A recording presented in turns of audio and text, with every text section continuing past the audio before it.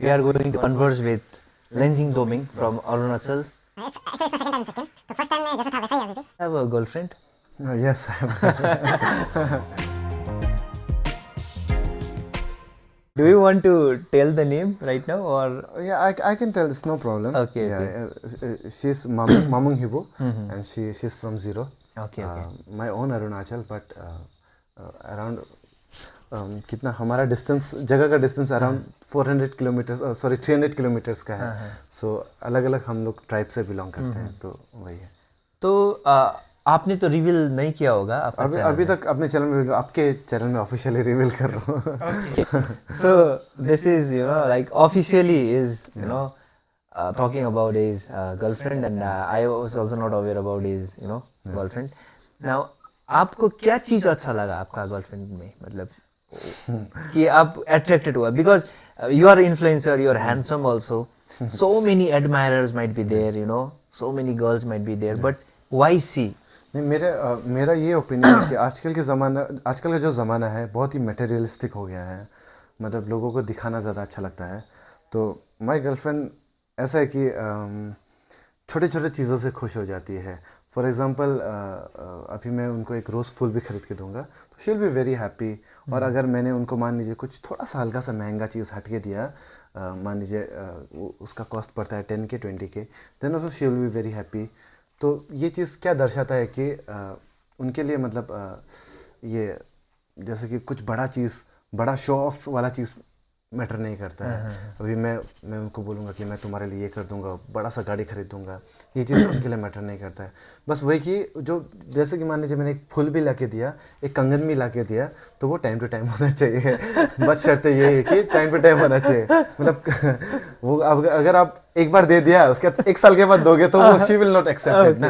But this is what I like about her, कि उन्होंने मतलब ऐसा कभी मुझे फोर्स नहीं किया कि मुझे ये महंगा वाला चीज़ चाहिए. और जैसे कि she comes from very normal background, normal family background, तो उसमें मेरे लिए भी उतना अच्छा रहता है. क्योंकि अगर मैं इनको बाद में जाके मान लीजिए एक कार भी गिफ्ट करता हूँ तो उनको बहुत ज़्यादा खुशी मिलेगी. बट सपोज मान लीजिए कि if she is from a very rich background, तब मैंने उनको मान लीजिए रोल्स रॉयस भी ला के दिया, तो उनको उस चीज़ से उतनी खुशी नहीं मिलेगी जितने मेरे एक छोटे से स्कूटी या फिर कार देने से होता है. तो I prefer that only. Simple है वो, इसीलिए आई प्रीफर सिंपल गर्ल्स. ये बात से ये पता चलता है कि how deep thinker he is. He has strategy for everything. And next question is, आपने सबसे सस्ता गिफ्ट क्या दिया? मतलब what was the value of that gift? और सस्ता भी प्लस वैल्यूएबल भी ना. सबसे सस्ता मतलब in terms of money.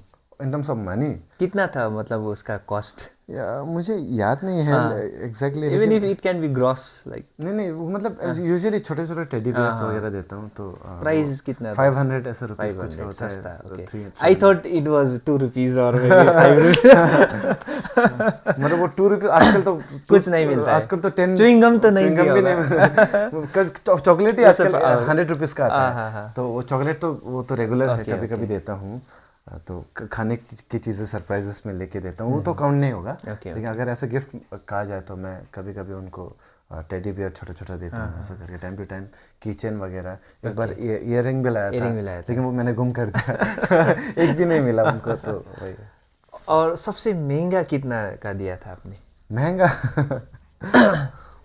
If you want to reveal, if you want to reveal, that is fine. नहीं, it's okay, मुझे कुछ प्रॉब्लम नहीं. मैंने उस समय when I first met her, when I was first dating her, मतलब हमारा date करके कम से कम 5-6 मंथ्स हो चुका था. मतलब we were officially in a relationship, मतलब गर्लफ्रेंड बॉयफ्रेंड वाला. तो उसमें क्या हुआ कि ये क्या कहते हैं, she was in final year, MA final year, MA second year. I mean final year में थी, MA का फाइनल ईयर कर रही थी. तो वो बस से जाती थी. उनका जो बस और कॉलेज का डिस्टेंस था वो अराउंड 1.5 आवर्स का था या फिर 1 आवर का था. मतलब कभी कभी ऐसा होता है कि दूसरों के लिए वेट करना पड़ता है ना, तो उससे और ज़्यादा एक्स्ट्रा टाइम लग जाता है. बस में तो ऐसा होता है, एक ही बस था. तो वैसे उस प्रॉब्लम को मैंने देखा, तो मैंने सोचा अरे लेंजिंग का गर्लफ्रेंड वो कैसे बस में जा रही है, बस में जा रहा है, बस के लिए वेट करता. तो मेरा थोड़ा सा ईगो में एक लगा. तो मैंने सोचा कि ज़्यादा तो I can not do, but एक क्यों ना छोटा सा एक स्कूटी गिफ्ट कर दो करके, है ना। तो then I gifted her scooty. तो उस समय का रिएक्शन भी बहुत प्यारा था। तो उनका बर्थडे था, तो आई ग्रैब्ड द अपॉर्चुनिटी। उनका बर्थडे था, बर्थडे उनका आता है 16 को और 14 को वैलेंटाइंस डे आता है। तो मैंने सोचा कि वैलेंटाइंस डे का भी पैसा बचा लेता हूँ, बर्थडे का भी पैसा बचा लेता हूँ, लेकिन खुशी डबल दूंगा, खुशी डबल दूंगा। तो मैंने 15 के तारीख को मैंने क्या किया, मैंने वो क्या चाबी स्कूटी लेके आया ना, मतलब मैं अपनी कार से आया और पीछे पीछे उस बंदे को मैंने, जो वहाँ पे काम शोरूम वाला का, टीवीएस का शोरूम वाला को मैंने बुलाया। वो पीछे पीछे आया मैंने, और मैंने स्कूटी को वहाँ पार्क करने को बोला। वो बंदा को मैंने छुपने को बोला, वो मेरे साथ कार में रुक रहा था। ये तो पिक्चर ही हो गया। पिक्चर ही हो गया वो। अदरवाइज वो जान जाता ना, मतलब जब वो जान जाता थोड़ा डाउट हो जाता ना। तो ऐसा करके मैंने दरवाज़ा खोला, तो बाद में उन्होंने बताया कि शी वॉज एक्सपेक्टिंग कि टेडी बियर, हाँ टेडी बियर, हाँ लेंसिंग, क्योंकि मैंने उनको बोला था कि आपके लिए एक सरप्राइज है, आप दरवाज़ा खोलो जब हम आएगा। तो she was expecting a big teddy bear, मतलब पूरा दरवाज़ा बढ़ के तड़ा वाला। तो फिर मेरे साइड से ऐसा कुछ नहीं था, एकदम पॉकेट भी खाली, कुछ भी सब कुछ खाली ना। तो मैं उनको नीचे लेके आया, आप नीचे आओ करके। तो मैं आपको गिफ्ट क्या लिया मैंने आपके लिए, मैं बताऊंगा करके। तो मैंने उनको भी सामने में स्कूटी रखा हुआ था जो मैंने खरीदा था। तो मैंने उनको बोला सुंदर है ना, बोला हाँ सुंदर है। Okay, her reaction was very normal, because she never expected कि वो करेगा, स्कूटी देगा। और हम लोग का रिलेशनशिप उस समय न्यू भी था, ऑलमोस्ट 5-6 मंथ्स ही हुआ था बस। बट मेरे दिल में ऐसा था कि चाहे वो रिलेशनशिप न्यू हो या फिर ओल्ड हो, प्यार करता तो करता है ना, मतलब प्यार किया तो डरना, प्यार क्या तो डरना क्या, फ्यूचर में जो होगा देखा जाएगा। लेकिन अभी जब तक हम साथ में हैं, मतलब जो वो डिजर्व करती है वो उसको मिलेगा। मुझसे प्यार डिजर्व करती है, मुझसे गिफ्ट्स डिजर्व करती है, तो वो उसको मिलेगा। तो मैंने क्या किया, उनको दिखाया कि स्कूटी सुंदर है ना। तो शी वाज जस्ट लाइक कि हाँ बहुत सुंदर है करके। तो सुंदर होने के, तो उन्होंने कहा कि हाँ सुंदर है करके। तो आई गिफ्टेड हर द की। उसके बाद उनका चेहरा पूरा वो हो गया था, क्या था, एंजाइटी भी था, एक वो नर्वसनेस भी था, मतलब एक आंसू भी आने वाला था ऐसा करके।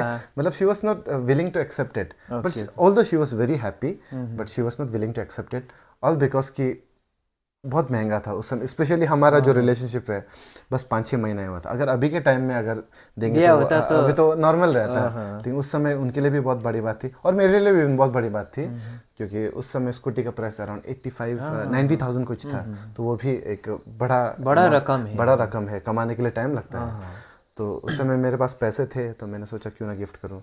तो हर रिएक्शन मेड माई डे, मतलब ऐसा नहीं कि वो करोड़ों का था आपके लिए, करोड़ों का था। ऐसा नहीं था कि वो जो मतलब बहुत ज़्यादा खुश भी थी, मतलब उनका रिएक्शन ऐसा था कि मैं क्या करूँ अभी टाइप वाला।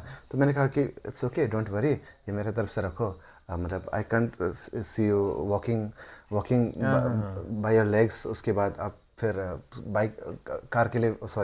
बस के लिए वेट करो, मैं नहीं चाहता था। तो इसलिए ये ज़रूरत की चीज़ है, इसलिए मैंने आपको दिया करके। तो at later she accepted it. उसके बाद फिर वही था, दैट रिएक्शन वाज प्राइसलेस। तो वही था बेस्ट। वाओ, मतलब ये सुन के I am kind of I feel whoever लिंजिंग जी का गर्लफ्रेंड है, मतलब she might be very emotional and I can reimagine the moment and how he loves his girlfriend. And the next question which I would like to ask you is, it might be personal. If you do not want to, अभी girlfriend के बारे में बता देते, इससे ज़्यादा personal और क्या हो सकता है? If you do not want to answer, that is fine. Like, who approached first, you or your girlfriend? If you don't want to reveal, that is fine. It's okay. Approach के मामले में तो मैं शुरुआत से शुरू करता हूँ। At first I didn't know her, क्योंकि अलग अलग जगह से हम दोनों। तो मुझे पता भी नहीं था कि वो फॉलो कर, वो एक्चुअली पहले से मेरा वीडियो देखती थी। आई वाज ऑलरेडी मतलब वेल एस्टेब्लिश्ड यूट्यूबर, तो वो पहले से मेरा वीडियो देखती थी। तो ऐसा करके हम लोगों ने फर्स्ट टाइम इंस्टाग्राम में मीट हुआ। तो ऑब्वियसली उन्होंने आगे फॉलो किया। तो उनके साइड से मतलब एक पसंद तो नहीं बोलूँगा, लेकिन एक फेवर सिस्टम रहता है कि हाँ ये लड़का जेन्युइन है या फिर उसका कंटेंट मुझे पसंद है करके। तो उन्होंने मुझे पसंद किया। तो उसके दौरान एक बार मैंने लाइव वीडियो किया था इंस्टाग्राम में।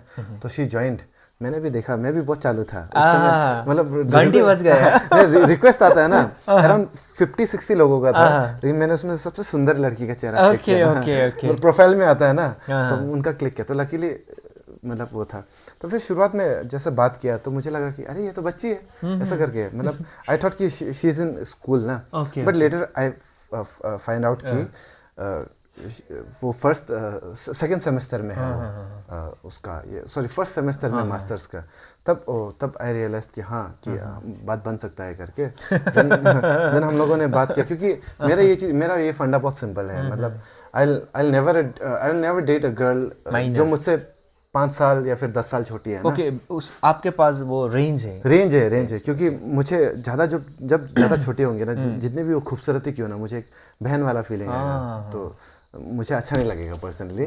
वो इट्स योर चॉइस, मैं किसी को मतलब जज नहीं कर रहा, तो ऐसा था। तो बाद में उनका एज पता चला, मेरे से बस 4 साल ही छोटी थी, तो ऐसा करके पता चला, और और सब कुछ अच्छा चल रहा था। तो फिर उनका जैसे मैंने आप नेचर बताया कि छोटी छोटी बातों पे खुश हो जाती है, तो वो उस चीज़ ने मुझे बहुत ज़्यादा अट्रैक्ट किया। तो उसी से हमारा बातचीत शुरू हुआ। उसके बाद फिर दोनों ने एक दूसरे को एक साथ पसंद किया, मैं यही बोलूँगा। और बीइंग अ गाय, आपका ड्यूटी बनता है, चाहे आपको लड़की कितना भी पसंद क्यों ना करो, आपके लिए अपना नस भी क्यों ना काट दो ना, लेकिन प्रपोज करने का ड्यूटी बनता है लड़कों का, है ना। तो वो जब तक नहीं, वो तो फिर क्या ही प्यार हो जाएगा ना, उतना तो हम कर ही सकते हैं। तो प्रपोज तो मैंने किया, लेकिन पसंद दोनों ने एक ही साथ हुआ था। जैसे कि एक when we talk about soul, या बिकॉज आवर वाइफ और a girlfriend is a soulmate, so there are different types of souls. जैसे कि ओल्ड सोल होता है, न्यू सोल होता है। तो जैसे कि लव मैरिज में क्या होता है कि सोल्स ओल्ड होता है, क्योंकि न्यू सोल्स मतलब पहली बार जन्म लिया है वो सोल ने। तो ओल्ड सोल क्या होता है कि पहले भी उसने जन्म लिया है, और उसका ऑलरेडी उसका एक वाइफ होता है आगे का जन्म में। तो आपका ओल्ड सोल है, आई फील दैट, बिकॉज एक कनेक्शन पिछले जन्म में था। और if I have to ask you about the marriage, like are you that serious that you want to marry your girlfriend, or I'm that serious कि marriage शादी तो करूँगा, बट थोड़ा टाइम लेके, मे बी अराउंड 3 years और 3 to 4 years। Okay. क्योंकि मुझे सबसे पहले ऑलरेडी अपने लाइफ को उतना इस्टेब्लिश कर चुका हूँ, बट स्टिल जब आप शादी कर रहे होते हो ना, तो आप बस ये 2 लोगों का रिश्ता नहीं होता है, 2 फैमिली का रिश्ता होता है। मुझे उनके फैमिली को देखना पड़ेगा, उसके फैमिली उसको मुझे मेरे फैमिली को देखना पड़ेगा, फिर हमारे बच्चे आएंगे। तो जब मैं कॉन्फिडेंट इनफ होऊंगा कि मैं अपने बच्चों को अच्छे स्कूल में पढ़ा पाऊंगा, अपने अच्छे कॉलेज जैसे कि सिक्किम मणिपाल यूनिवर्सिटी में पढ़ा पाऊंगा, तभी मैं जाके शादी करूंगा, ऐसा सोचा। और मुझे लगता है कि 3 साल के अंदर मैं उतना इस्टेब्लिश हो जाऊंगा कि मैं एक फैमिली को रेस करता हूँ। ओके एक रिस्पॉन्सिबिलिटी है, कोई जल्दबाजी नहीं है, अनलेस एंड अनटिल हम लोगों के बीच में एक बॉन्डिंग है, एक ट्रस्ट है, तो हमें कोई जल्दबाजी नहीं है। And we have talked about many topics which made me also very emotional and romantic at the same time. Now you have to apply it. क्योंकि बैकग्राउंड में भाभी जी भी सुन रही थी, तो वो बाद में आपको ताना मारेगा, लेंसिंग कर सकता है तो आप क्यों नहीं करेंगे? Obviously लड़कियों में रहता है वो चीज़, तो वो तो डेफिनेटली आना ही है। That's what लेंजिंग जी ने बेंचमार्क सेट किया अभी, not only for me but all the viewers, because anybody who is listening, no, they must be comparing. तो कंपेयर करेगा, लेंसिंग इतना प्यार करता है इसको, तुम क्यों नहीं कर सकते? वही तो, शादी हुआ इतना साल, स्कूटी दे दिया, अब तक साइकिल भी नहीं मिला है, बोल रहा हूँ। Okay, so coming to the point, and I have been researching a lot about Lenjing Doming, because as I've already said, he has a thought, beautiful thought, I can say, productive thought. And when I was going through your comment, मुझे 1-2 comment ऐसा आया कि लेंजिंग आपका बाल कटवा लो, you look more handsome when you have a short hair. So what is your view on it? What do you want to do with your hair, or you have a plan to trim your hair? मेरा actually I feel that कि personally I also look fresh and good and shorter hair, not that short, just like Shahrukh Khan वाला, ऐसा type वाला, पुराना ज़माना का शाहरुख खान वाला। I think I look good in that kind of hair style. लेकिन अभी लंबा रखने का रीज़न ये है कि अभी हमने रिसेंटली एक बैंड फॉर्म किया है, तो थोड़ा स्टेज में जब जाते हैं थोड़ा यूनिक दिखना बहुत ज़रूरी है। आर्टिस्ट का किसी भी आर्टिस्ट को यूनिक दिखना बहुत ज़रूरी है। तो दैट्स वाई जब हम स्टेज में जाते हैं कुछ यूनिक पहनने की कोशिश करते हैं, तो वो ड्रेसिंग्स कभी कभी मैं जब मेरा मूड नहीं होता तो मुझे ड्रेसिंग करना उतना अच्छा नहीं लगता है। तो all I can do is कि मैं अपने हेयर से ऐसा दिखाऊं कि लोगों की मैं एक आर्टिस्ट हूँ करके। अदरवाइज जब आप सिंपल घूमते हो ना, आप भले ही कितना भी अच्छा सिंगर, मान लीजिए आप आर्टिस्ट हो, आप भले ही इतना अच्छा कितना भी अच्छा सिंगर क्यों ना हो ना, लेकिन लोग आपको प्रोफेसर लुक होना नहीं है। आपको सीरियस नहीं लेंगे लोग। उल्टा हो जाता है, जैसे कि अभी मेरे बाल लंबे हैं, अगर मैं टीचर बना स्कूल का या फिर प्रोफेसर बना तो लोग जैसे स्टूडेंट्स लोग मुझे सीरियस नहीं लेंगे। तो उसी स्टाइल में हमारे प्रोफेशन में भी, आर्टिस्ट के प्रोफेशन में भी ये होता है। तो उस रीज़न से हमने बाल को लंबा रखना शुरू किया और आगे भी रखते आएंगे। Okay, so we recently came to know about his band also. The name is Remy. Remy. Yeah.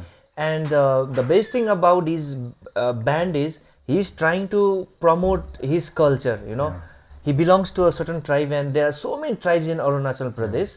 The best thing is like I heard from him, there are so many Bollywood bands, and then there are so many talents in the mainland India, but we need to understand that कि north east में भी इतना talent है when it comes to music.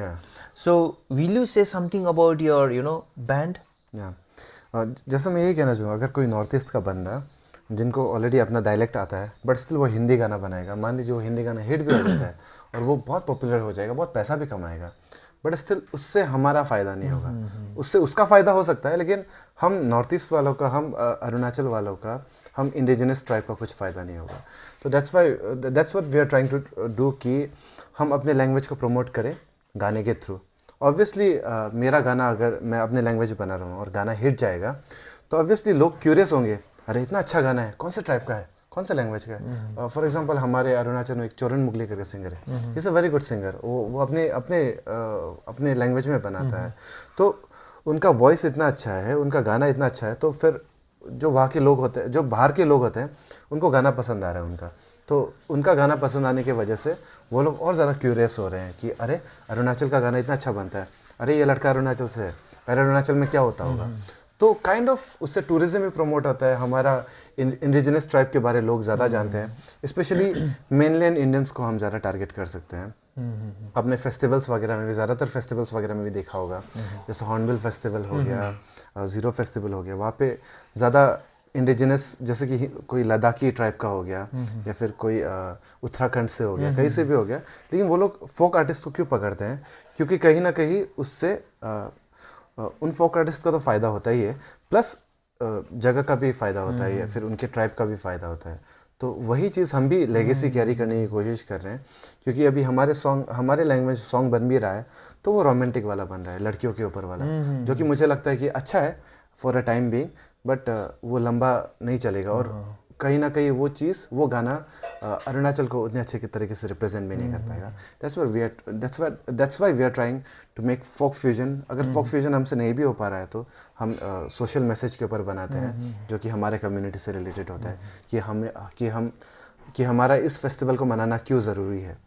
तो उसी चीज़ की वजह से हम जो रमी रमी बैंड है हमारा, हम अपने आदि लैंग्वेज या फिर अरुणाचली लैंग्वेज बोलिए, उसमें हम ज़्यादा फोकस कर रहे हैं, ताकि बाहर के लोग को और ज़्यादा नॉलेज मिले, और स्पेशली हमारे बच्चे जो फ्यूचर, जो यंग जनरेशन जो बाद में जाके बड़े होंगे, वो लोग भी अपने रूट से कनेक्टेड रहे। अभी मैं इंग्लिश गाने लग गया और मैं बहुत हिट हो गया मान लीजिए, तो कहीं ना कहीं मैं उनको इंस्पायर करूँगा इंग्लिश गाना गाने के लिए, जो कि मैं नहीं चाहता, क्योंकि मेरा भी पर्सनल इंटरेस्ट हिंदी गाना में ज़्यादा है। आज आपने भी सुना, मैंने जितना भी लाइव परफॉर्म किया हिंदी ज़्यादा गाया, लेकिन कहीं ना कहीं सोशल मीडिया में मैं चाहता हूँ कि हमारे जनरेशन के बच्चे हमसे इन्फ्लुएंस होके एटलीस्ट आदि लैंग्वेज नहीं सही बट आदि के बारे कुछ तो जाने। तो ये हमारा टारगेट है। आदि ट्राइब, यू बिलोंग टू आदि ट्राइब। Okay okay. और हमारा बैंड का भी मतलब बहुत ही इंटरेस्टिंग कहानी है। हमने पहले शुरू किया था lensing in the band type से मैंने शुरू किया था कि मैं गाना गाऊंगा रमी रमी करके, एंड देन मतलब वो मेरे ही नाम से होगा करके। तो फिर बाद में आई रियलाइज कि इतना अच्छा गाना बना है, हमारा कोऑर्डिनेशन मिल रहा है, तो देन आई रियलाइज कि नहीं, हमें कंटिन्यू काम करना चाहिए एंड बैंड को उस नाम से देना चाहिए जो और अच्छी तरीके से आदि कल्चर को रिप्रेजेंट कर पाएगा, हमारे अरुणाचली कल्चर को रिप्रेजेंट कर पाएगा। तो इसलिए हमने गाना का नाम रखा, सॉरी बैंड का नाम रखा रमी रमी, और वो रमी रमी इंस्पायर्ड था हमारे फर्स्ट गाने से, क्योंकि हमारा फर्स्ट गाना का नाम ही था rummy rummy. which means graceful. Graceful. So anybody who is watching this vlog, normally मतलब मेरा group circle कम है, लेकिन most of them have some very important roles in a certain profile. So I would like to give a message through this a video कि normally we invite bands like those are from mainland India. Exactly. So I think we need to promote local bands also. Yeah. Like we can promote Remi Yeah. band, and like we can invite you to in Sikkim or in Darjeeling, Kalimpong, when any such events might be happening. Okay, so we have covered many topic. Now we are also coming to the end of this interview. Yeah. But before coming to the end, I have short questions to you. Do you believe in God? Yes, I believe in God. Okay. But not in religion. I'm Not in sorry. religion, okay. I believe in God. Every God. Which God do you believe? I believe कि हमारा जो indigenous tribe का होता है we pray nature Donyi Polo which mean sun and moon, और वो तो obviously हमारे आंखों से भी दिखता है. तो काइंड ऑफ हमारा एक काइंड ऑफ गॉड भी नहीं बोलेंगे, एक सुपर नेचुरल वाला है या फिर नेचुरल रिसोर्सेज ही कह लो, उनको ही हम अपना गॉड मानते हैं. जैसे कोई चावल हो गया, हम खाना खाते वक्त क्यों चावल नहीं फेंकते, क्योंकि हमें लगता है कि भगवान का दिया हुआ है. तो गॉड के बारे में यही बोलूँगा कि सभी गॉड सेम है, बस किसी किसी का टीचिंग थोड़ा अलग हो सकता है, आपका वर्शिपिंग करने का तरीका अलग हो सकता है, लेकिन मेरे लिए गॉड इक्वल है. तो जैसे कि चाहे वो हिंदू हो, मुस्लिम हो, वो क्रिश्चियन हो, मेरे लिए सेम है. ओके. सो अभी बात करने के लिए तो टॉपिक बहुत सारा था जी, लेकिन सभी अच्छे चीज़ का अंत ज़रूरी है जी. और एक ही वीडियो में अगर सब कुछ बात करेंगे तो फिर नेक्स्ट के लिए क्या बचेगा. सो इसीलिए thank you for watching this video till the end, and I would like to thank Lenjing from my heart. Thank you so And he's so humble because personally I have met him for the first time. Video में देखा था, लेकिन original में इसका जो originality है, I can see in his eyes and the way he behaves and the way he talks, he's a very original person. Thank you. So जितना भी मेरा मतलब जो those who know me, I can say like I have met him in real person, and he is one of the best person I have ever met. So with this I'm concluding this short talk, and thank you for watching this video. And do you have some message for my सबसे पहले तो I am so thankful to you also, क्योंकि आज का जो seminar था, आज का जो मान लीजिए टॉक था, जो मैंने SMU में दिया था, कई स्टूडेंट्स लोग अटेंड नहीं कर पाए थे, बट हमारे अभी के वीडियो के थ्रू शायद उनको कुछ तो नॉलेज मिला होगा जानने को. तो I am so thankful to you कि आपने अपने व्लॉग में मुझे शामिल किया, जिसके वजह से वी कैन मतलब मैं उनसे और ज़्यादा कनेक्ट कर पाऊँगा. जिन्होंने वो सेमिनार अटेंड नहीं किया वो इस व्लॉग को देख सकते हैं. और मैसेज तो मैं ये देना चाहूँगा कि सबसे पहले तो डोंट डू ड्रग्स. वो हमेशा मैं बोलता हूँ, आज को बोलना था भूल गया वहाँ पे. डोंट डू ड्रग्स, क्योंकि वो आपकी लाइफ को कहीं ना कहीं बाद में जाके स्पॉइल करेगा. आपको लगता है कि आप हीरो हो ना, उस समय आप जब ड्रग्स कर रहे होंगे, आप जब स्मोकिंग कर रहे होंगे, आप जब बहुत ज़्यादा अल्कोहल कंज्यूम कर रहे होंगे, आपको लगेगा कि आप बहुत एक हीरोइक वाला चीज़ कर रहे हो, जो कि बिल्कुल भी नहीं होता. बाद में जाके आपका ही फैमिली बर्बादी के कगार पर आ जाएगा. तो वो मत कीजिएगा. एंड जैसा कि मैं हमेशा बोलता हूँ कि लाइफ में सभी के अप्स एंड डाउन्स आएंगे. आपको जॉब मिल गया, आप बहुत अच्छे जॉब में हो, अभी आपका फैमिली अच्छा चल रहा है, आपका एक बेबी भी है, बट स्टिल फ्यूचर में आपके साथ भी कुछ भी हो सकता है. सेम चीज़ हमारे साथ भी हो सकता है. अप्स एंड डाउन्स सभी के आएगा. और आपको कभी ये नहीं सोचना कि मेरे लाइफ में बहुत सारा प्रॉब्लम है, इसका लाइफ बहुत अच्छा है. मेरे लाइफ में भी तो कहीं ना कभी प्रॉब्लम आया होगा. हर किसी को चैलेंजेस से गुजरना पड़ता है. तो आप ये मत सोचना कि मेरे साथ ही क्यों. आप ये सोच के मोटिवेट रहना कि दूसरे लोगों के साथ भी तो ये प्रॉब्लम हुआ होगा. अगर उन लोगों ने टैकल कर लिया, उन लोगों ने ओवरकम कर लिया, तो हम भी कर सकते हैं. उस चीज़ के लिए आप हमेशा रेडी रहना. अप्स एंड डाउन्स आते रहेंगे. तो ये कहना चाहूँगा, ये मैसेज था. और हमेशा खुश रहिए, और दूसरों के लिए भी, दूसरों के बारे में अच्छा सोचिए, खुद के बारे में अच्छा सोचिए. Thank you. Thank you, Lenjing. Thank you.